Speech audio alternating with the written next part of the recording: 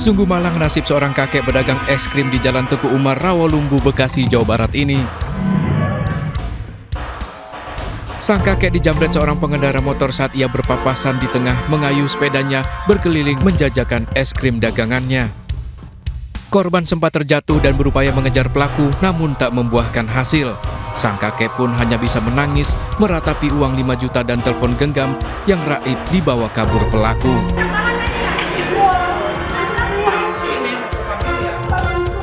Diduga kuat pelaku memang sudah membuntuti korban. Gimana sih Bang? Pelaku satu orang dia udah buntutin tuh dari belakang. Nah pas dia udah lihat sepi dia muter balik, lalu dia langsung jambret. Langsung diambil lah ya? Diambil. Warga berharap polisi bisa segera menangkap pelaku agar uang yang dikumpulkan korban selama berbulan-bulan dari hasil berjualan es krim keliling bisa kembali. Dari Bekasi, Jawa Barat, Rahmat Hidayat, iNews melaporkan. Dipicu hujan lebat, 3 kecamatan di Bandar Lampung dikepung banjir sejak Sabtu malam. Ratusan rumah warga terendam banjir dengan ketinggian hingga 3 meter.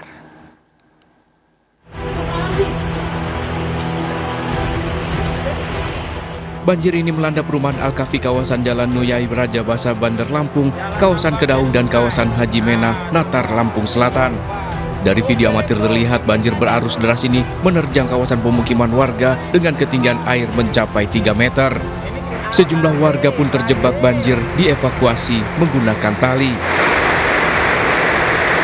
Warga mengaku hanya mampu menyelamatkan diri bersama anggota keluarganya yang lain tak sempat menyelamatkan barang berharga dari dalam rumah.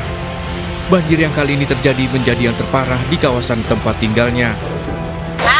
Habis. Itu setinggi berapa meter Bu? Ada 3 meter itu. 3 meter. Jadi ini pertama kali gede gini Bu?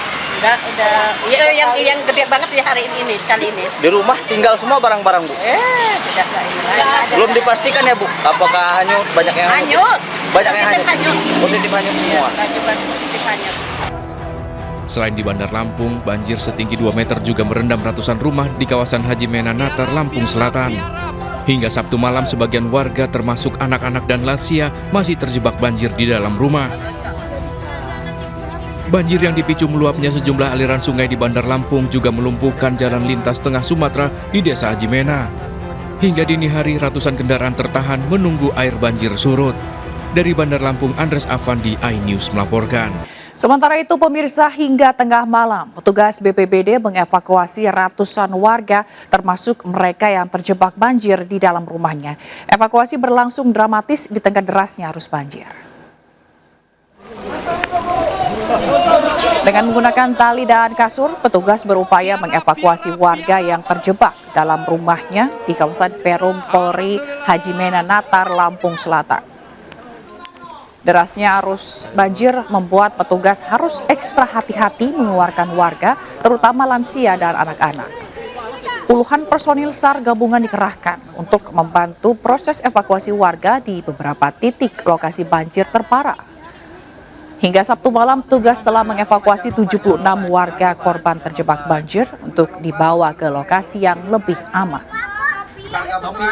Kami fokuskan untuk evakuasi di 4 kecamatan. Kecamatan Natar di Kelurahan Haji Mena, kemudian Kecamatan Raja Basah, Kota Bandar Lampung, Sukarame, dan Kecamatan Sukabumi.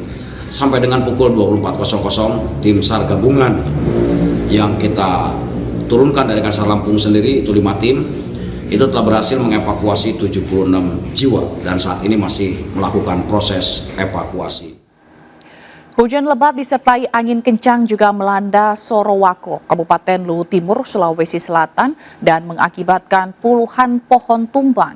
Badai juga merusak atap puluhan rumah, memaksa para penghuni harus mengungsi ke lokasi aman.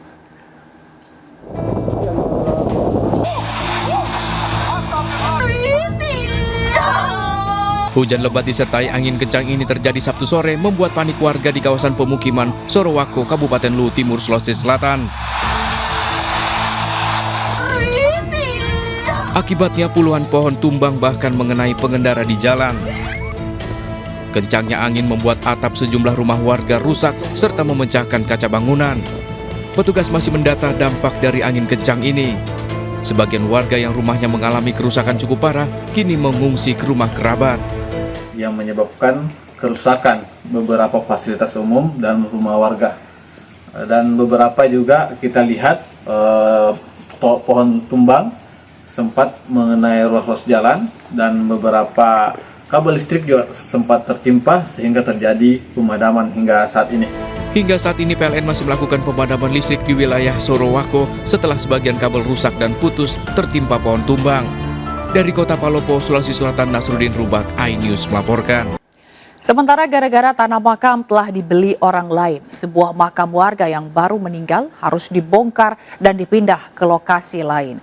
Makam dibongkar selang beberapa jam setelah jenazah dikebumikan dan memicu kegeraman warga.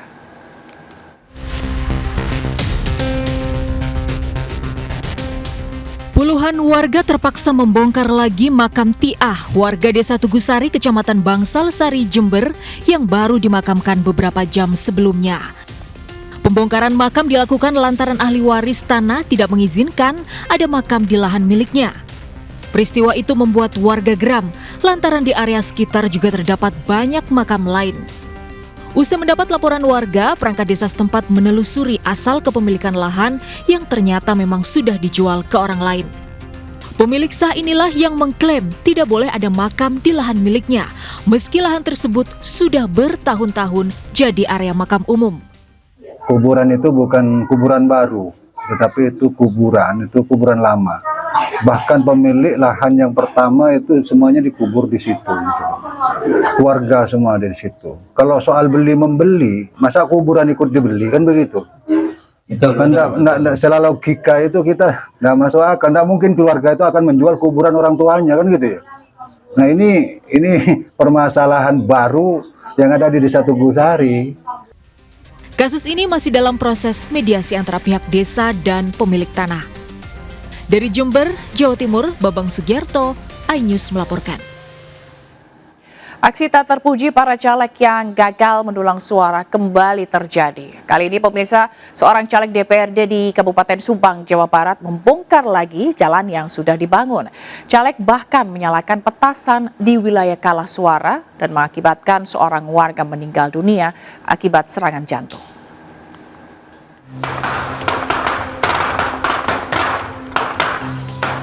Dengan sengaja, caleg DPRD Kabupaten Subang Ahmad Rizal ini menyalakan petasan di Menara Masjid Tegal Koneng, Desa Tambak Jati, Patok Besi, Subang, Jawa Barat. Bersama pendukungnya, petasan dinyalakan siang dan malam di sejumlah wilayah yang tidak dimenangkannya, alias si caleg hanya mendapat suara sedikit. Dalam Pileg 2024 ini, Rizal yang merupakan anggota Dewan 2 periode kalah telak dari caleg lain yang masih satu partai dengannya. Diduga akibat teror petasan tersebut, seorang lansia berusia 60 tahun meninggal terkena serangan jantung pada Sabtu sore. Pas anak suara petasan kaget. Emang petasannya besar? Besar banget emang. Terus? Ya terus emak itu kan emak tuh kaget jadi gemeteran gitu. Ngedrop gitu. Ngedrop. Tak hanya teror petasan, caleg gagal juga membongkar jalan dan gorong-gorong yang sudah dibangun menggunakan dana aspirasi saat ia menjabat anggota DPRD. Alasan dibongkar kenapa kata Pak? Ya alasannya ini mah gara-gara beda pilihan kali. Kita beda pilihan ya, berhubung dulu mah cuman sendiri kan dulu mah. Nggak ada lawan dulu mah ya. Ya sekarang ada, kita makin ada kalah gitu. Nah ya wajar kita kalau milih orang lain. Namanya Warga menyebut aksi yang dipertontonkan caleg ini jelas bukan tindakan terpuji. Terlebih jalan yang dibongkar dibangun menggunakan anggaran pemerintah. Dari Subang, Jawa Barat, Yudi Heriawan, iNews melaporkan. Pemirsa, rekapitulasi penghitungan suara atau surat suara caleg di Kota Bekasi, Jawa Barat Sabtu sore berakhir ricuh. Kericuhan terjadi saat ratusan relawan caleg memaksa panitia pemilihan untuk membuka formulir C1 plano namun ditolak saksi.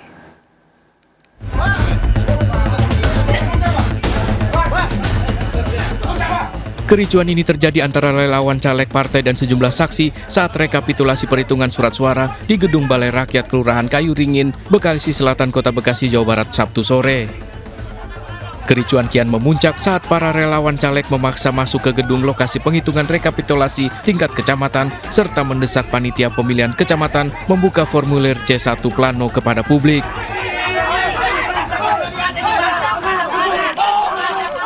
Namun permintaan ini ditolak oleh sejumlah saksi partai. Sejumlah caleg di lokasi menyebut keributan antara relawan ini terjadi karena adanya kesalahpahaman.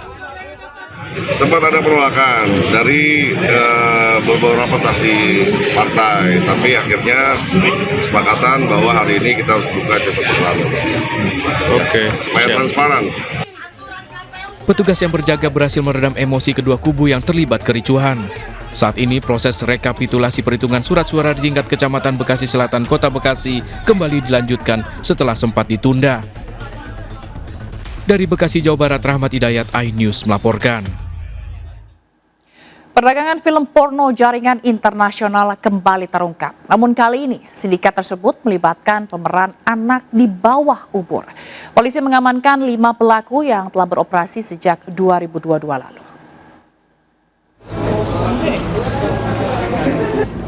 Polresta Bandara Soekarno-Hatta berhasil mengungkap kasus penjualan film porno yang melibatkan anak di bawah umur. Kasus ini terungkap atas laporan Satgas Pencegahan Kekerasan Anak di Amerika Serikat yang menginformasikan adanya penjualan film porno anak yang berada di Indonesia. Hasil penyelidikan diamankan 5 orang pelaku dengan berbagai peran. Para pelaku mengaku telah memproduksi ribuan film porno sejak 2022 lalu yang kemudian dijual ke luar negeri. Bahwa ada kurang lebih 1.000 gambar dan kurang lebih 3.000 kalau tidak salah tadi video yang tentu sudah diproduksi, dihasilkan. Memang produksinya dengan secara manual menggunakan peralatan handphone. Para pelaku bakal dijerat Undang-Undang tentang Perlindungan Anak dan Undang-Undang ITE dengan ancaman hukuman maksimal 15 tahun penjara. Dari Tangerang, Banten, Hasnugara, iNews melaporkan.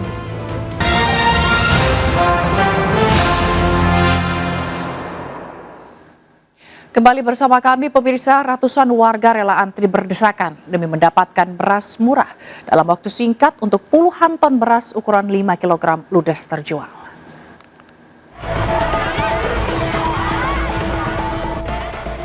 Ratusan warga di Grobogan, Jawa Tengah rela antri berdesakan dan saling dorong demi bisa mendapatkan beras murah.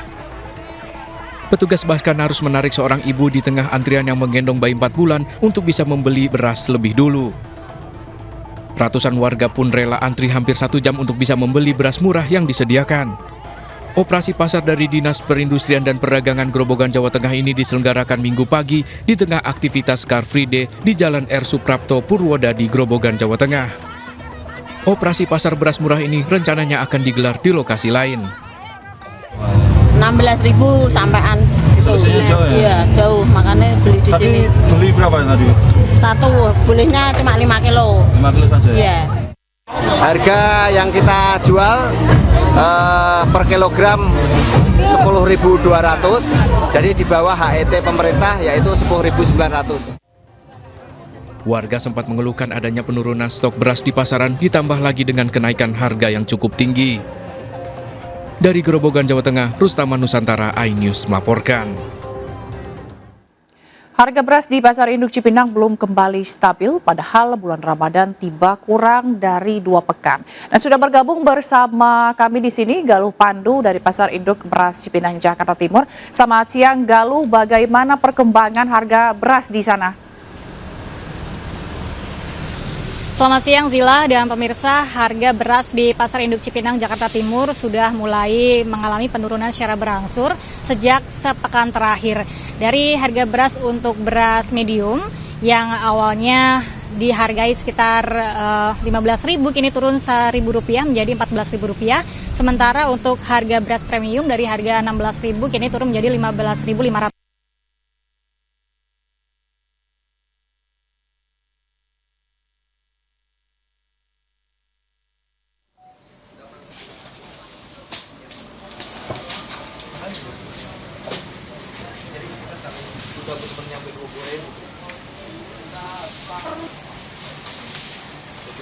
apalagi kalau naik terus dipanjang. Karena El Nino kemarin ya? Iya, El Nino lah itu yang Jadi mas.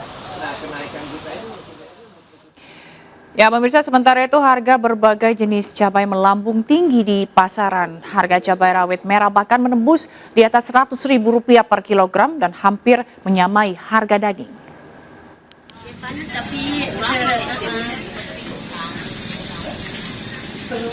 Di Pasar Indramayu, Jawa Barat, harga cabai yang melambung hingga 2 kali lipat membuat penjualan anjlok. Pedagang terpaksa menjual cabai busuk yang lebih diminati karena harganya yang lebih murah. Di Pasar Karangampel, harga cabai rawit merah naik jadi Rp90.000 dan sebelumnya Rp60.000 per kilogram.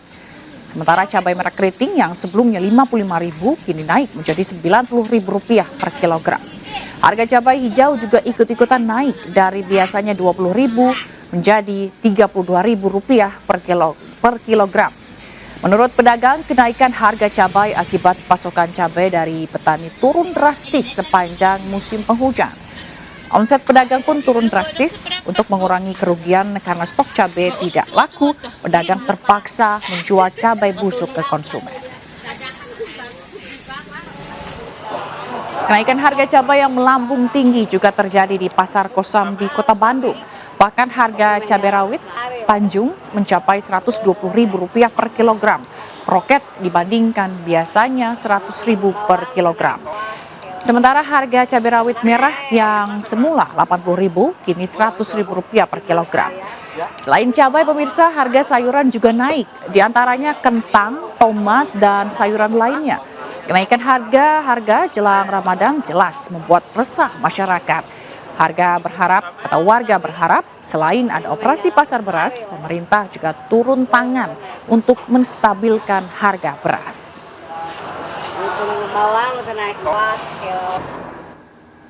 Terima kasih Anda masih bersama kami. Pemirsa, seorang marbot masjid di Kota Bogor meninggal akibat disengat tawon Vespa saat memperbaiki atap rumah tetangga. Korban meninggal di rumah sakit karena kritis akibat luka sengatan tawon di sekujur tubuhnya.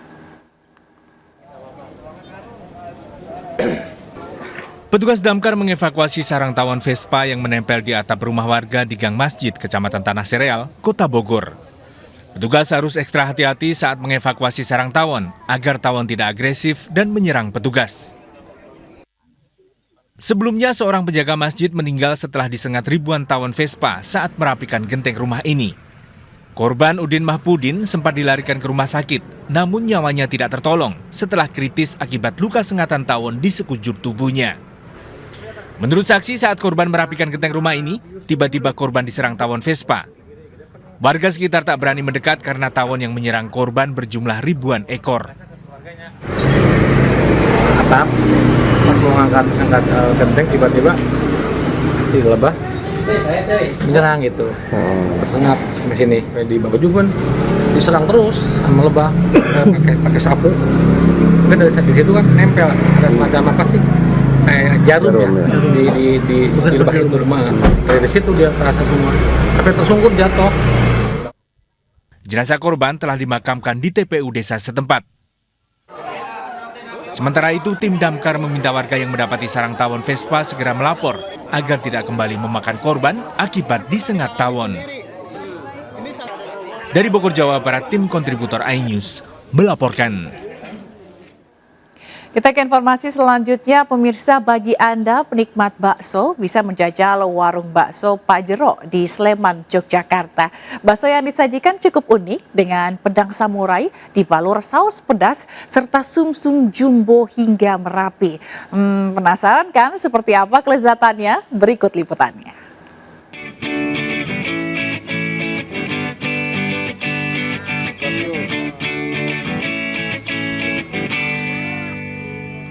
Pemirsa, cuaca panas kayak gini enaknya makan makanan yang segar dan berkuah. Setuju nggak? Saya akan ajak Anda ke warung bakso yang ada di Yogyakarta. Katanya di sana ada menu bakso disajikan dengan pedang samurai. Seperti apa kenikmatannya? Ayo ikuti saya. Mendengar menu bakso, terbayang makanan berkuah dengan olahan daging sapi berbentuk bulat. Warung bakso ini cukup unik menyajikan bakso dengan pedang samurai dibalur saus pedas lalu dibakar di atas api membara. Satu porsi bakso samurai ini bisa dinikmati 3 hingga 4 orang. Tak hanya bakso samurai, bakso sumsum jumbo dan Merapi yang berisi aneka jeroan juga menjadi menu andalan disajikan dengan pilihan kuah original dan kuah mercon. Nah pemirsa, ini dia nih menu yang saya pesan kali ini, mulai dari sumsum jumbo. Kemudian ada juga bakso Merapi dengan aneka tetelan di dalamnya. Dan yang paling best seller di sini adalah ini dia pemirsa, bakso bakar samurai. Seperti apa rasanya? Saya akan ajak Anda untuk nyobain. Wow, ini ada kuahnya mulai dari kuah mercon, kemudian ada kuah yang originalnya.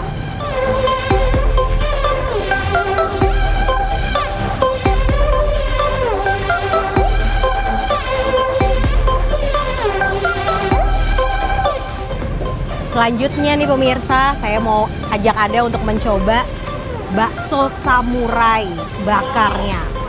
Ini ada 15.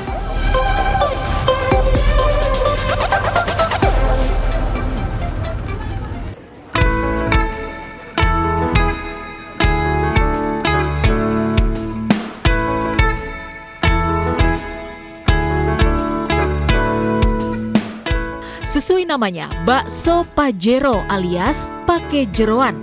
Terdapat menu jeroan yang bisa Anda pesan. Tak heran warung ini selalu ramai didatangi pembeli tak hanya dari dalam kota. Dari Instagram, Mbak. Jadi pas itu viral, kalau nggak salah FYP sih Mbak, lewat reel saya itu kayaknya menggiurkan banget. Jadi datanglah ke sini. Baksonya ada kayak tetelan, terus bakso bakar, bakso samurai yang viral itu kan, sama itu bakso Merapi sih Mbak. Yang enak. Suka bakso Merapi. Karena itu apa ya? Kenyang banget loh. Jauh-jauh dari Jakarta ke sini ya puas lah untuk siang-siang hari gini ya. Oke. Warung ini buka setiap hari, namun saking ramainya saat jam makan siang dan makan malam, pembeli harus rela antre. Itu mulai dari 16.500 kakaknya sudah bisa menikmati satu mangkuk bakso Pajero. Nah untuk weekend sendiri kita peningkatannya bisa 50% Kak. Dari hari biasanya. Penjualan per hari rata-rata bisa 500 porsi bakso Kak. Dari Sleman, Yogyakarta, Anissa Rizkia dan Fadoli Kushendarto, iNews melaporkan.